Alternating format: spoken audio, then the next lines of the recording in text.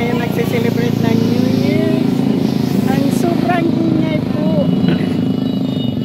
Ganito pala po dito ngayon. In 41 years, nakapag-celebrate tayo ng New Year dito po sa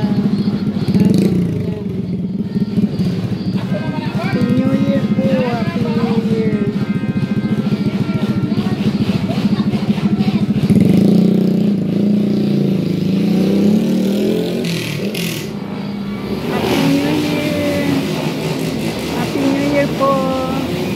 Goodbye 2024 and welcome 2025.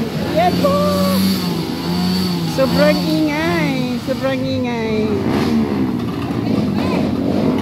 Sobrang ingay po. Yes. Oh my God.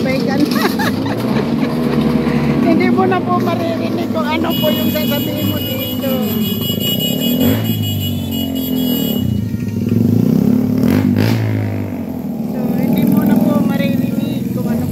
Sabi po niyo. So ngayon po dito po tayo sa